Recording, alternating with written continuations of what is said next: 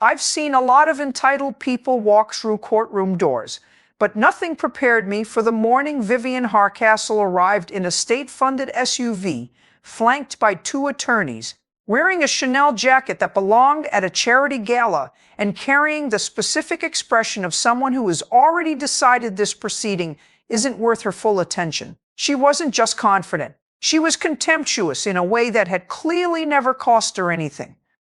In a way that told me, before she opened her mouth, that she had spent 20 years in rooms that rearranged themselves around her and saw no reason this one would be different. And when she did speak, when she looked me directly in the eye, laughed at these proceedings, and told me that I was a municipal judge and her husband was the governor of this state, and she thought I knew what that meant.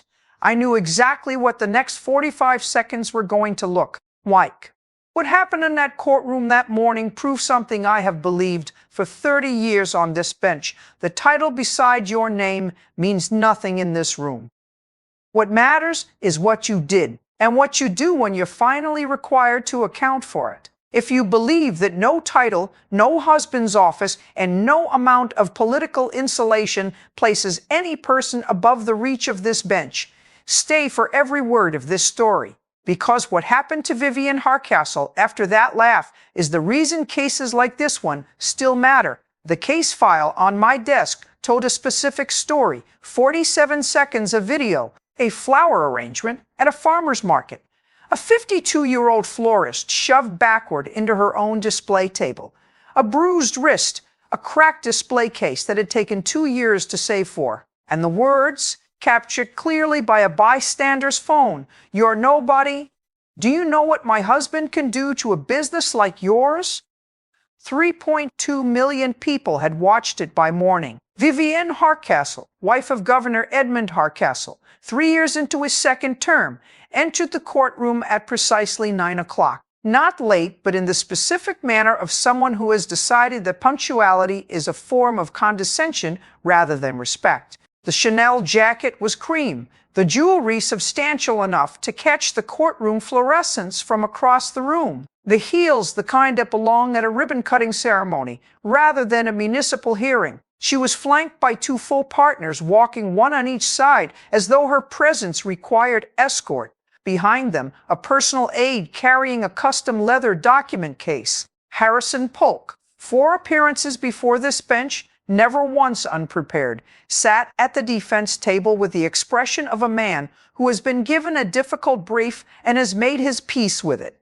In the gallery's second row sat Rosa Delgado, dark floral blouse with her own flowers pinned at the collar, wrist in a brace. The particular stillness of someone who has been told by everyone around her that this room is where the answer comes, and who has decided to believe that for exactly as long as it takes to find out if they're right. Vivian Hardcastle did not look at the bench when she entered. She looked at the room. She was deciding whether it was worth her time. Polk rose and presented the defense position with the polished efficiency of someone who has spent a career making difficult facts sound like reasonable misunderstandings. The charges were an overreach. The incident at the market was a misunderstanding about an order that had not been formally confirmed through any documented reservation process. The physical contact. He used the word contact, not shove, was incidental, the kind of inadvertent thing that happens in crowded market settings when emotions run high on both sides. The video, while regrettable in how it had been framed by media coverage, did not capture the full context of a situation that had become unnecessarily confrontational. Then, with the seamless transition of someone who has learned exactly how to introduce an argument he is not technically making, Polk mentioned Mrs. Hardcastle's charitable work. Hundreds of thousands raised for children's hospitals, arts programs in underserved schools, food banks across 3 counties. He did not say this made the charges inappropriate. He didn't need to. The implication moved through the room like weather. I listened to every word. Then I asked my first question. "Mr. Polk, the video transcript your office provided quotes Mrs. Hardcastle saying, 'You're nobody. Do you know what my husband can do to a business like yours?' Can you explain for this court what Mrs. Hardcastle meant by that statement?" Polk pivoted smoothly. Emotions were running high. The statement was hyperbolic. No actual threat to Ms. Delgado's business was intended or implied. I nodded. Then I asked my second question. Has the governor's office made any contact with any regulatory body, licensing authority, or commercial permitting office regarding Ms. Delgado or her business in the 6 weeks since this incident? The silence that followed was not Polk's. It was Vivienne's. Her head turned toward him with an expression that told everyone in the room with enough experience to read it that the answer to that question was not no. I noted the silence for the record. Then I asked to see the video. It played without narration, no commentary, no caption, no framing of any kind. Just 47 seconds of footage from a farmer's market on a Saturday morning, clear enough that every person in the courtroom could read the expressions on both faces. The approach, Vivienne and two friends moving toward Rosa's stall with the unhurried ease of people who have never had to wait for anything. The demand, Vivienne indicating the peony arrangement, the exchange of words, Rosa's explanation, careful, non-aggressive, both hands visible on the table, the specific body language of someone who was trying to resolve a situation without escalating it. Vivienne's response escalating anyway, the reach across the table, then the shove, both hands deliberate force, Rosa stumbling backward into her own display, arrangements scattering across the market floor, the cracked display case audible even on the phone's microphone, and the words captured with complete clarity, "You're nobody. Do you know what my husband can do to a business like yours?" Then Vivienne picking up the arrangement, walking away, not looking back. The courtroom was silent when it ended. I looked at Vivienne Hardcastle. She had watched the footage with studied distance, the specific expression of someone who has decided that the woman on the screen and the woman at the defense table are two separate matters that require no acknowledged connection between them, no recognition, no reaction, a fate maintained remove, like watching a weather report about a city she has never visited. I asked her directly, "Mrs. Hardcastle, do you believe that what you did to Rosa Delgado was wrong?" Polk began to rise. I raised one hand without looking at him. I asked Mrs. Hardcastle. He sat. The room waited. Vivienne leaned slightly forward. She looked at me directly, not with the managed, careful eye contact of someone who has been coached on how to address a judge, but with the specific directness of someone who has decided that the clearest available move is to make her position as visible as possible. She said she thought it had been handled badly, but frankly, and she wanted to be honest, she thought this entire proceeding was an embarrassment. I was a municipal judge. Her husband was the governor of this state.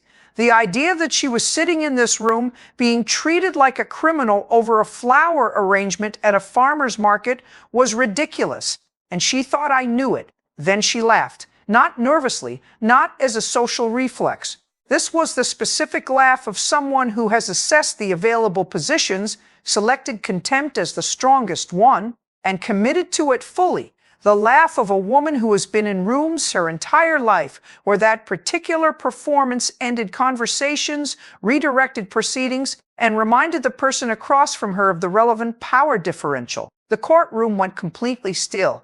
I did not raise my voice. I did not reach for the gavel.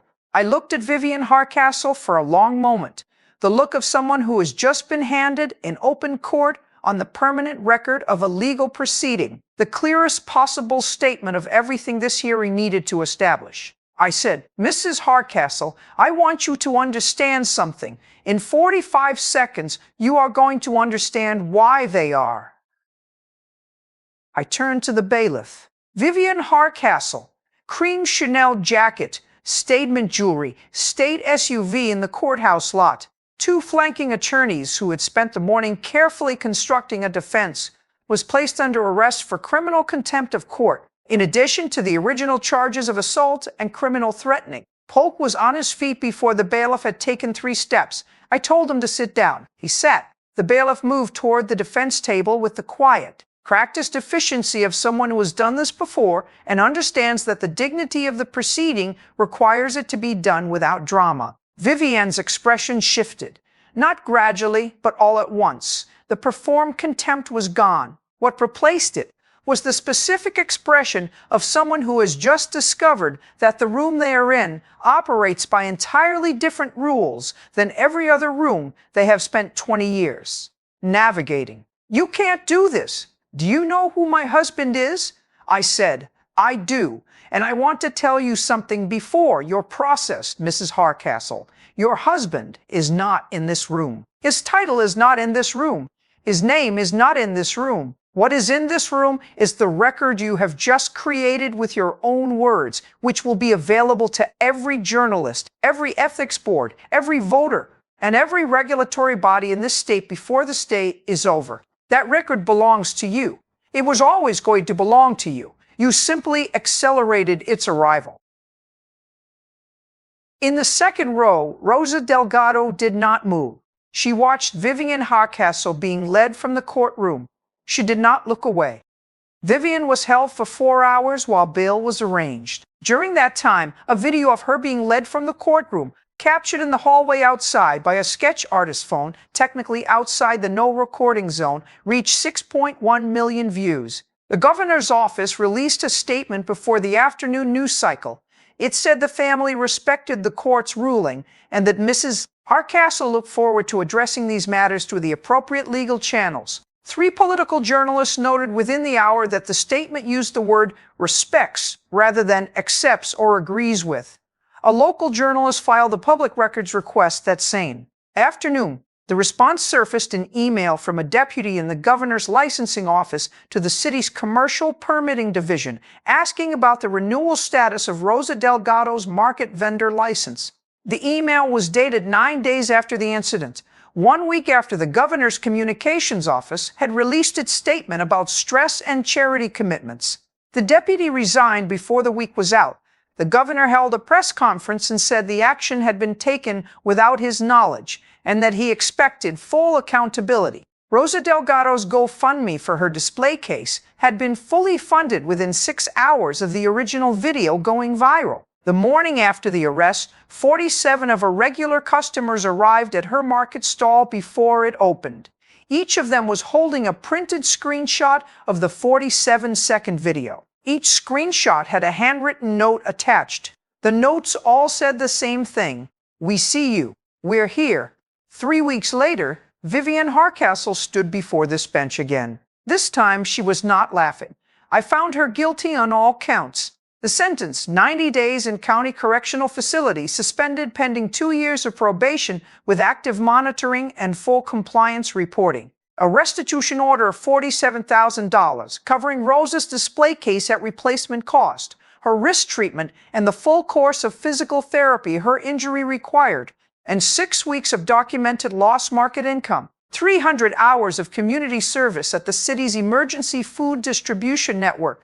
Not a gala, not a charity event of her selection, but regular volunteer shifts alongside people who have never heard of the governor's wife and have no particular interest in learning. A formal no-contact order protecting Rosa Delgado, her market stall, her business registration, and any regulatory process touching either. And a written public apology to Rosa Delgado, drafted by Vivian, reviewed by this court for authenticity before release, and published in the same local paper where the 47-second video had first gone viral.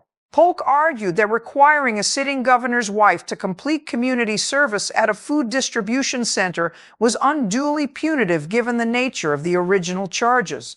I said, "Mr. Polk, the sentence is calibrated to what your client did, not to who her husband is. The fact that it feels different in this case is precisely the problem we are here to address. The governor did not attend the sentencing hearing. His chief of staff issued a brief statement. The family respected the court's ruling. 3 political analysts noted on the evening news that the governor had again used the word respects. The distinction, the same journalist noted, had not changed. Rosa Delgado stood and did not describe her wrist, did not describe the display case or the 6 weeks of lost income or the market morning she had spent wondering whether a licensing inquiry she hadn't known about would quietly determine whether she was still allowed to be there. She described the morning after the video went viral. She had arrived at her stall before it opened, the way she always did. 47 people were already in line, not customers waiting for the market to open. People who had come specifically for her stall, specifically that morning, each of them holding a printed screenshot of the 47-second video with a handwritten note attached. Every note said the same thing. "We see you. We're here." She described 11 years of building something with her own hands on a plot of land she rents for $400 a month. What it costs to build something like that, and what it means, and why she was not willing to be told by anyone, including the wife of the sitting governor, that she was nobody. "I know who I am," she said. "I have always known who I am.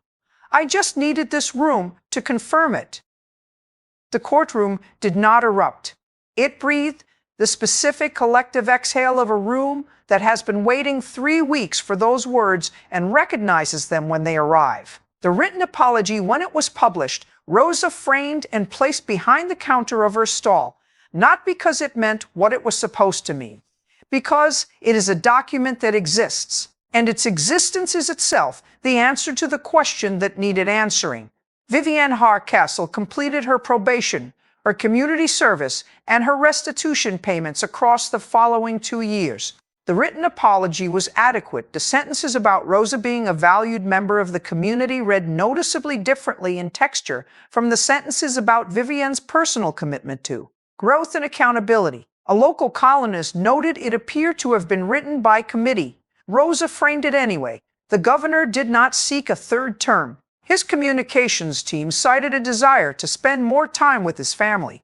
Political analysts cited the 47-second video, the licensing office email, and the deputy's resignation. The distinction between the two explanations was not as large as either side would have preferred. Rosa Delgado's market stall now has a 6-week pre-order waiting list for custom arrangements. She hired 2 part-time assistants in the year following the sentencing. The new display case, funded by the restitution order, is larger than the original, with better lighting. Above it, in handwritten letters on a small card she made herself, "Established 2013. Still here. I keep a copy of the 47-second video transcript in the top drawer of my desk." Not the shove, not the laugh, not the arrest. The 3 seconds before all of it, Rosa holding the peony arrangement calmly, looking at Vivienne Hardcastle and saying, "I'm sorry." This one is spoken for. The specific dignity of someone who knows the rules, follows them, and does not expect to be shoved for it. That is what this bench is for.